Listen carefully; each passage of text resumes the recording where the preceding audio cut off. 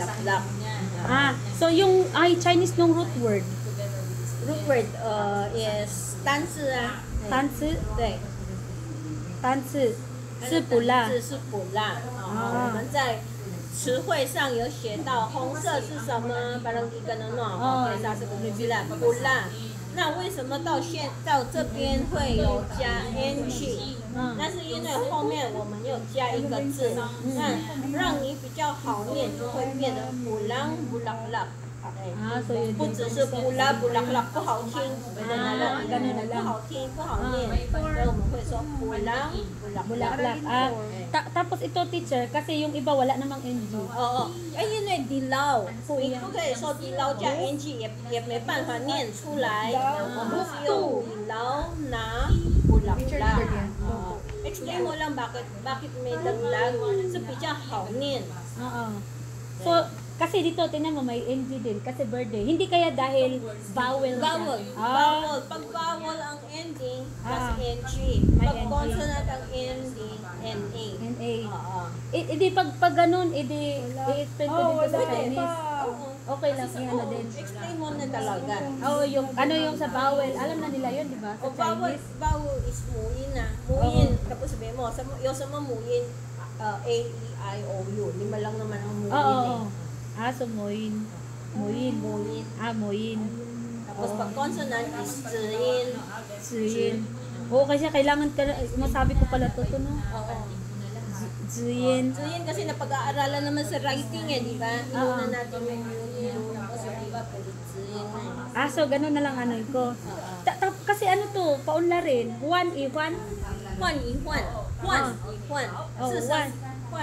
Pareho sa'yo, tatlo yung susam. Huan, kontra neutral lang. Huan. Huan. Recording pa lang daw. So ito so iso. So iso. So ang inaano nito, pinopoint, ano lang, mag-change lang ng kulay. Oo. Dito kasi is actually mas maganda ito dahil pareho ang maganda. Tapos ito ang Juan, pinalitan niya. Ngayon dito, sila lang dalang Juan. Tapos ito ang Huinan naman. Iba na to eh. Kaya ganun. Kaya lang okay lang. Pag dito kasi, ang topic, bulaklak eh. So okay lang, hindi magkaano? Okay lang? Okay lang. Hindi siya ano yun. So ito, parang ni-change lang. Ito kasi ja-ija. So magdadagdag. Magdadagdag ka. Ngayon, pwede mong simulan sa paaralan. Habaan mo pa siya. Paaralan. Di ba? 我们学校有学到 paaralan. Na bago mo idagdag sa loob ng paaralan. Limen. Sasabi ko limen. Limen. Say limen. 对，学校里面。Tapos dagdagan mo pa ng may bulaklak. 有花朵。学校里面有种有花。And then, 花有什么颜色? Tapos dagdag mo pa ulit doon. May pulang bulaklak. So ito na. Kung gusto mo pang habaan, may pula at puting bulaklak sa loob ng paaralan. So magbibigay ng ano. Pero gagawa ko ba ng word cards dito? O isusulat ng word cards? Lahat dapat kompleto para makita talaga nila very clear. Yung ano talaga. Tapos kung pwede straight line lahat para mas malinaw. Huwag na yung putol-putol, Huwag no? yung putol-putol.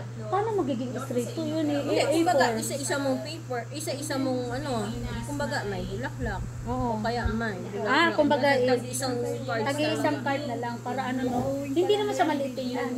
Gawin pa lang. Kasi ang A4, A4 na pa gano'n, naka horizontal. mapapasa pa rin yun. Kasi mahaba kasi yung wording natin. Ang gagawin ko sa labas na lang ako magpa-print na mahabang papel. Kasi ang A4 maliit talaga eh. No? Bulaklak. Basta isang word, yung bulaklak. Kasi pinakamahaba mo naman is paaralan na kabulaklak. So, A4 na yun, parang ayan. May, pwede mo hatiin may. Tapos sa, diba? Kaya nga isa-isang card Kaya marami kang cards. Katulad ng sa, ang dami.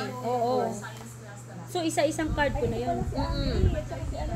O kung gusto mo, isulat mo na lang. Pero kailangan agahan mo pagsulat kasi marami. Tapos very clear ang sulat. Kaya nga. Kasi yun ang naano sa amin. Kasi wala kaming sulat. Gusto nila magsulat pala kami. Inano din yun. Kasi isa sa amin wala nagsulat.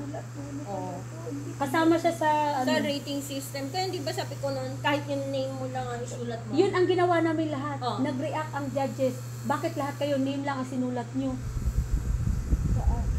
Tapos sinabi namin, kaya nga, sabi namin, teacher, yun lang kasi sinabi, kaya lahat kami, flashcard. Oo. Kasi it takes time. Pag nagsulat kami ng gano'n, Oo nga eh. kinoment sa amin yung teacher. Kasi kung alam namin, di nagsulat talaga kami. Diba? Oo. Bagay, kanya-kanya principle. Kaya Kanya-kanya nga. evaluation.